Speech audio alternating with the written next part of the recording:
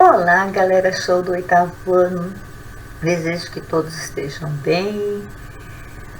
Primeiramente, quero parabenizá-los pelo ótimo desempenho na avaliação da nota livre. Fiquei feliz e orgulhosa de vocês. Eu sabia que não iam me decepcionar. Tinha certeza que vocês estavam aproveitando esses momentos. Não fiquei surpresa, pois sei que vocês são inteligentes, espertos e responsáveis. Precisam, logicamente, continuar com essa rotina de estudos para alcançarem sempre resultados positivos, ok, galera? Hoje daremos continuidade, tá, ao assunto da semana passada. Mas antes nós vamos falar sobre a independência dos Estados Unidos, ok? Dos Estados Unidos da América. Porém, antes de começarmos falar sobre os antecedentes da independência, eu gostaria de falar um pouquinho para recordarmos, né, sobre a independência das 13 colônias inglesas. Bem, vocês sabem muito bem que a independência das 13 colônias inglesas teve relação direta com os fatores sociais, econômicos e políticos, mas também contou com aspectos ideológicos que foram fundamentais nesse processo de independência. É importante salientar os antecedentes históricos do processo de independência dos Estados Unidos, como o fato de colonização da América do Norte ter sido fundamentada em função das perseguições religiosas desencadeadas pela monarquia inglesa, lembrados? Contra os protestantes que viviam na Inglaterra. As 13 colônias fundamentadas pelos ingleses possuíam peculiaridades próprias, tanto na forma de organização econômica, quanto na forma de dominação política por parte da metrópole inglesa.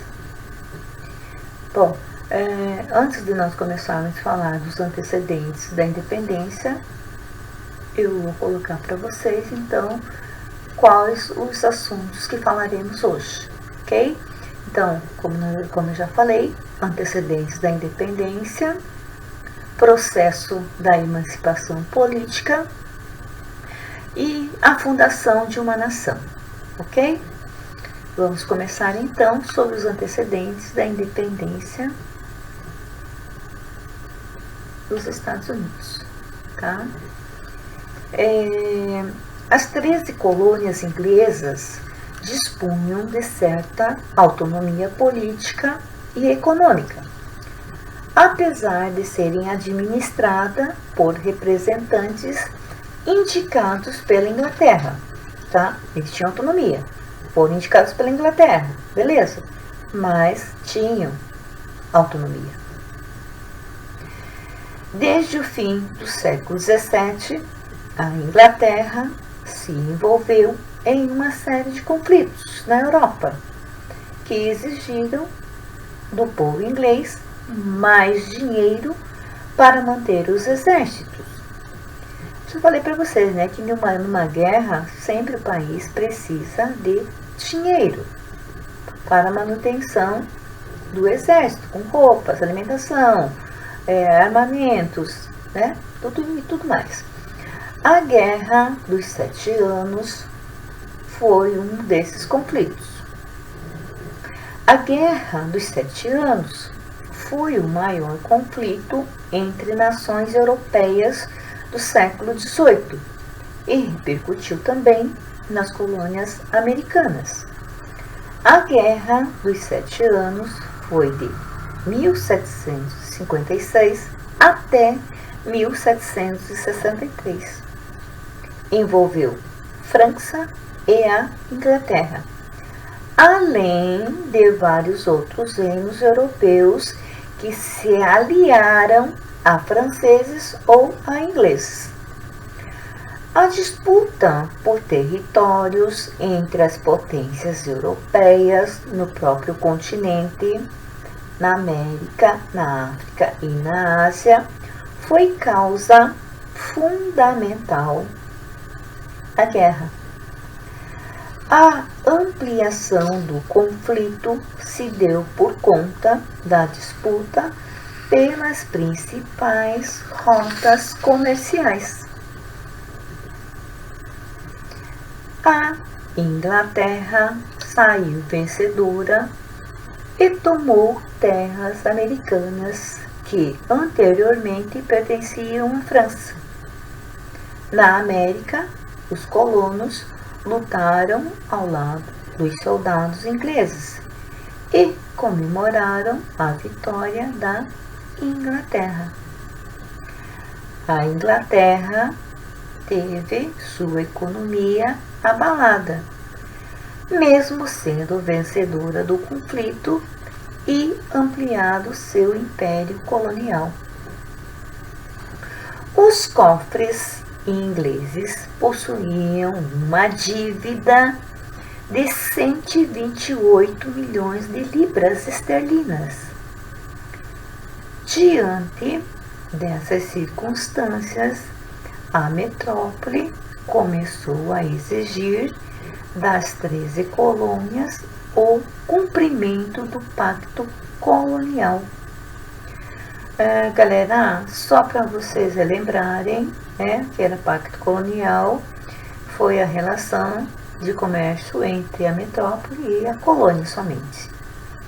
Retomando, além do pacto colonial, que nós já falamos, a metrópole queria aumentar os impostos.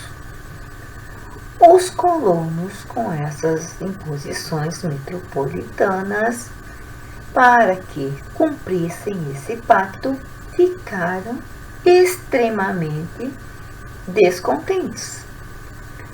A decisão de manter exércitos ingleses nas 13 colônias, após o fim da Guerra dos 7 Anos, marcou o início definitivo dos conflitos entre Inglaterra e América colonial inglesa.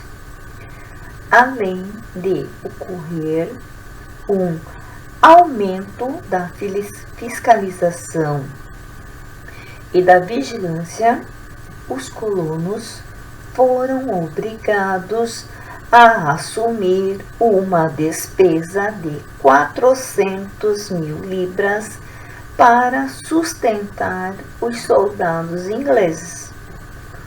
Os colonos ficaram atentos com as ideias defendidas por John Locke a respeito de um governo justo, já que os mesmos estavam sofrendo exploração metropolitana. Leis inglesas e a reação colonial. Prestem bastante atenção. As leis proibitivas das 13 colônias americanas provocaram uma imensa reação dos colonos americanos, já que estas tinham o objetivo de oficializar o controle britânico sobre o que era produzido nas colônias norte-americanas, com o objetivo de sanar o déficit na economia. O governo britânico resolveu efetivar as determinações do Pacto Colonial. colocando em prática a proibição do comércio triangular, que já vimos na aula anterior. Estão lembrados? Estão sim. Ainda aumentou o valor dos impostos e criou novas taxações com o objetivo de diminuir os problemas financeiros que a metrópole vinha enfrentando. Então vejam como é que eles fizeram. Eles, para diminuir os problemas da metrópole, né, da Inglaterra, eles fizeram, o que eles fizeram? Eles aumentaram o valor dos impostos e criaram novas taxações, né? Logicamente que os colonos não gostaram nem um pouquinho dessa ideia. A primeira dessas taxações foi a Lei do Açúcar, de 1764, que reduziu em 50% o imposto sobre o melaço estrangeiro. Nossa, que notícia boa! Nem tanto. Essa notícia poderia ser considerada boa para os colonos se não fosse o fato de que, em contrapartida, estabelecia impostos adicionais sobre vários produtos, como o açúcar, café, roupas brancas, sedas, vinho e artigos de luxo. Essa lei ainda previa que mercadorias produzidas pelos colonos deveriam ser vendidas exclusivamente para a Inglaterra, respeitando o monopólio de comércio. Mais uma razão para os colonos ficarem revoltados, não é, galera?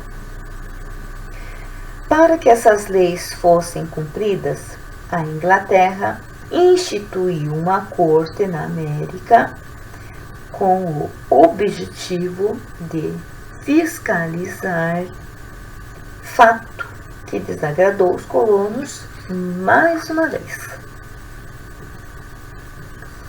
Os colonos, como forma de protestar contra a Lei do Açúcar, boicotaram os produtos ingleses. Bom, vocês devem estar lembrados, né? Não é mesmo? O que quer dizer boicotaram? Boicotaram simplesmente deixaram de comprar, né? Ou seja, esses produtos da Inglaterra. No ano de 1765, ou seja, no ano seguinte, veio a Lei do Selo, que exigia o uso de papel timbrado especial para todos os documentos públicos, como jornais, cartazes, contratos e até mesmo cartas de baralho, galera. Era tudo para tirar dinheiro dos colonos, na verdade.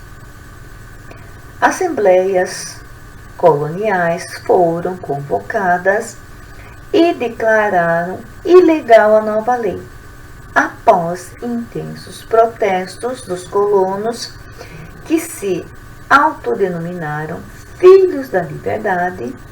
O parlamento, em 1766, revogou a lei. O ministro inglês Charles Townshend, em 1767, impôs uma nova série de impostos, que ficou conhecido como Atos Townshend. Eles determinaram taxações sobre a tinta, o chumbo, o papel, o vidro e o chá, que é o hábito entre os colonos, né? Beber chá. Esses atos previam o direito de confiscar as cargas de qualquer mercador que não respeitasse a tributação. Mudanças políticas para as colônias, incluindo o pagamento dos governadores locais diretamente pelo governo britânico, o que reforçava a autoridade inglesa na região. Os colonos ficavam cada vez mais revoltados com essas medidas tomadas pela metrópole. E não era para menos, né, galera? Na verdade, era tudo para tirar dinheiro dos colonos. Os colonos passaram a evitar ainda mais os produtos ingleses, em favor dos produzidos na colônia. Além da atuação dos filhos da liberdade, as mulheres também deram sua contribuição. Organizaram o grupo das Filhas da Liberdade e produziram panos caseiros para evitar a compra de tecidos de lã. Diante da revolta dos colonos, poucos anos depois, as leis foram novamente anuladas, exceto a do chá. A lei do chá foi criada em 1773 e aumentou significativamente as taxas sobre a comercialização de chá que já era consumido nas colônias. Essa lei prejudicava muito o comércio interno, já que muitos comerciantes se ocupavam em comerciá-lo entre as colônias inglesas. Eu vou até colocar agora uma imagem que nós vamos falar, né, sobre o chá. Então a gente vai falar sobre a destruição do chá no Porto de Boston. Então eu já vou deixar a imagem aí, tá? Para demonstrar desprezo por essa medida, boicotaram o chá trazido à América pela Companhia de Comércio das Índias Orientais. Manifestantes do grupo Filhos da Liberdade organizaram uma invasão aos navios dessa companhia que estavam atracados no porto de Boston em dezembro de 1773. Eles se fantasiaram de indígenas. Os manifestantes despejaram todo o carregamento de chá inglês no mar. Esse episódio ficou conhecido como Boston Tea Party, incidente de Boston. Os ingleses não gostaram do acontecido. Consideraram esse protesto uma grande provocação e prometeram revidar ao insulto. Em 1774, os indígenas decretaram as leis de coerção, as quais os colonos deram o apelido de leis intoleráveis. Através dessas leis, ordenou-se o fechamento do porto de Boston. Ok? Os colonos foram obrigados a compensar o prejuízo causado pela atitude de jogar o chá ao mar e sofreram restrições quanto ao direito de reunião. A Inglaterra ficou possessa, não é? A Inglaterra estabeleceu a lei de aquartelamento, que dizia que todo colono era obrigado a fornecer moradia, alimento e transporte para os soldados ingleses. Tal reação foi a forma que a metrópole encontrou para mostrar que não aceitaria mais a insubordinação. As leis intoleráveis geraram muita revolta na colônia, influenciando diretamente no processo de independência. Antes de prosseguir os nossos conteúdos, eu gostaria que fizéssemos juntos a atividade da página 20. Eu vou colocar a imagem aqui, né? Vocês irão observar a ilustração por Paul Revere em 1674 e nos baseando na imagem e no conteúdo estudado, vamos responder a essas questões.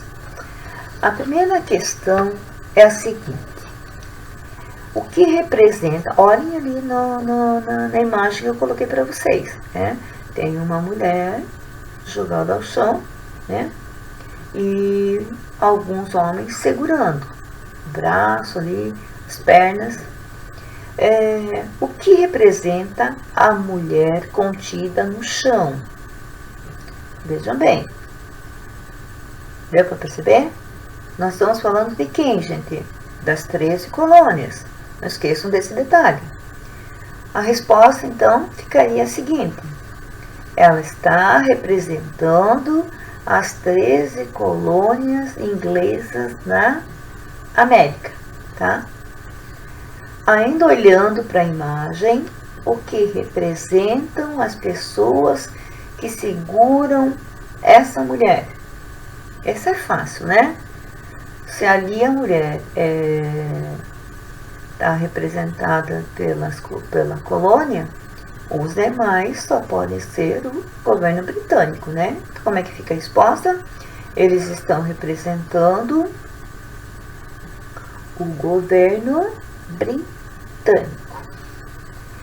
Aí, a letra C diz o seguinte: a que episódio a ilustração faz referência? Ela faz referência à imposição da lei do chá nos Estados Unidos da América colonial, na década de 1770. E a última questão é a seguinte: que crítica é feita nessa ilustração? Dá para perceber que a ilustração critica ao monopólio do comércio do chá pela Companhia de Comércio das Índias Orientais. Os colonos perderam a liberdade comercial e tiveram que se sujeitar às imposições metropolitanas. Deu para perceber, né, galera? Ali tá bem nítida a interpretação, eu sei disso, né? Mas dá pra gente perceber.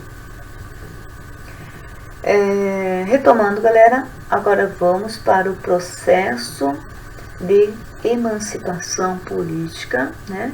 Eu vou mudar a imagem para vocês, para nós podermos falar sobre esse processo de emancipação política.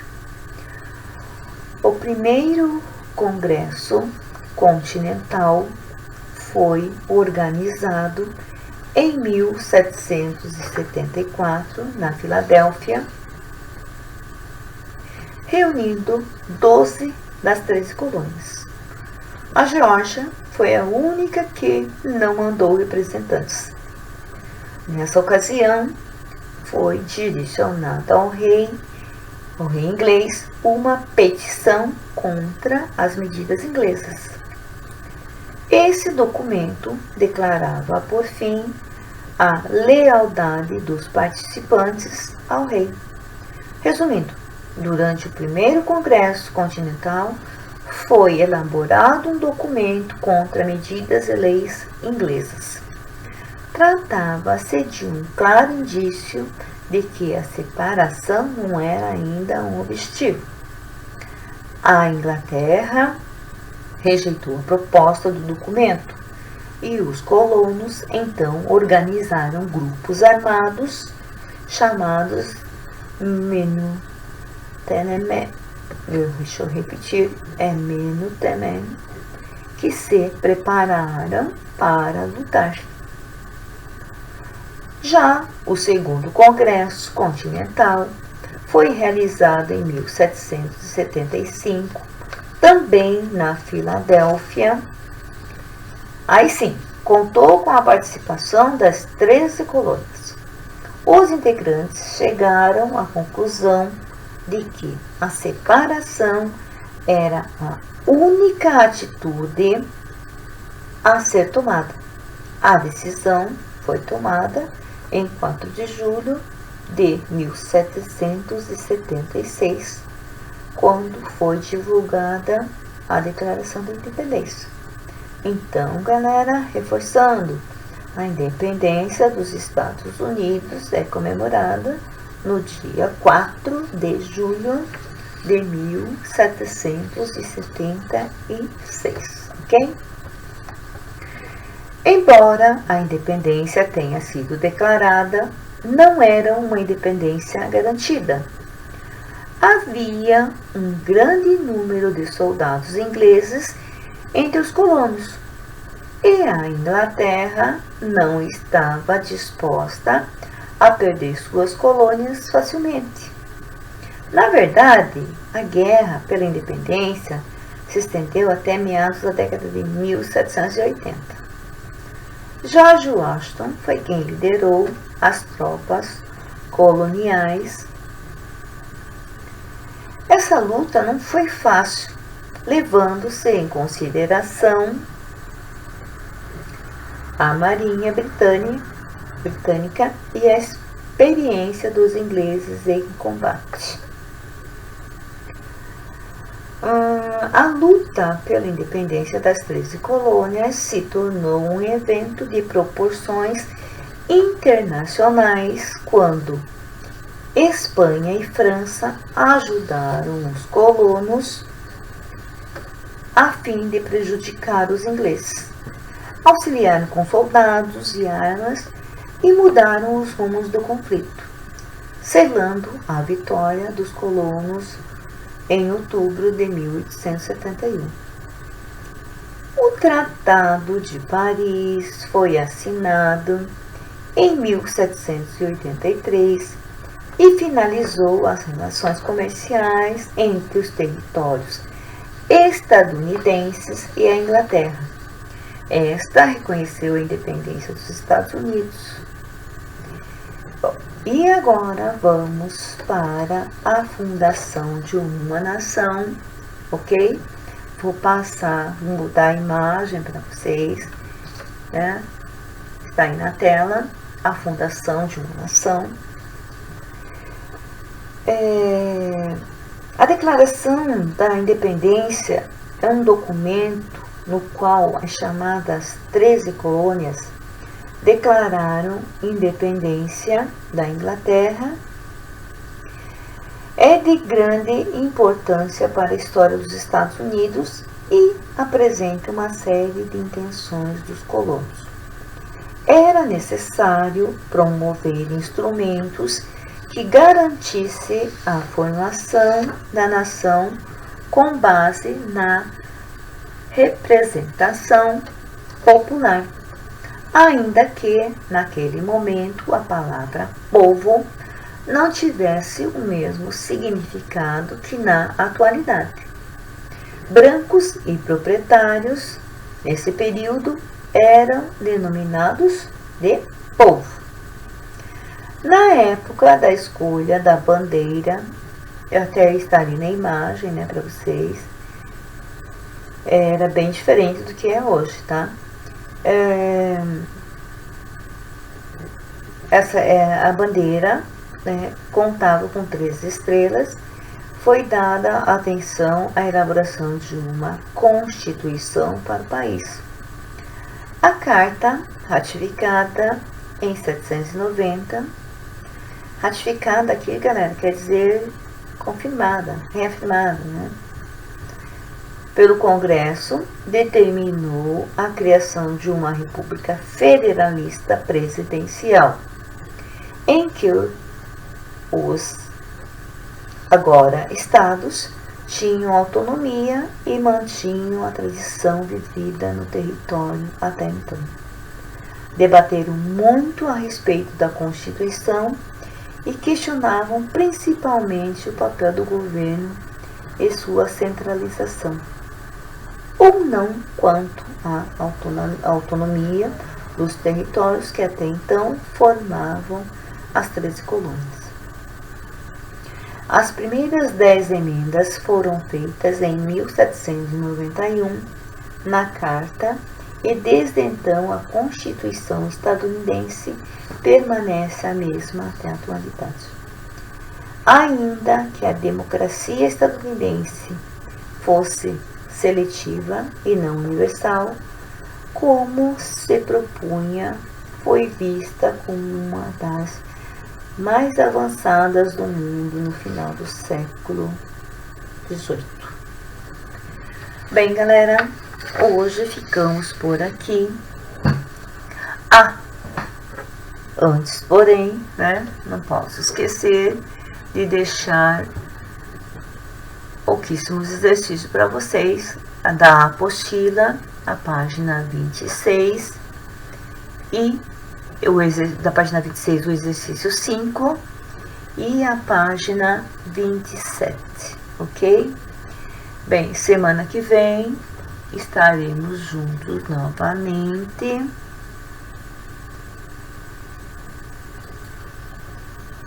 Tenho certeza de que problemas para resolver essas atividades vocês não terão, que são bem simples. É só vocês prestarem atenção nas questões. Se tiverem dúvidas, voltem na videoaula ou procurem na apostila, ok? Bom, então até semana que vem. Estou com saudades de vocês e beijos para todos.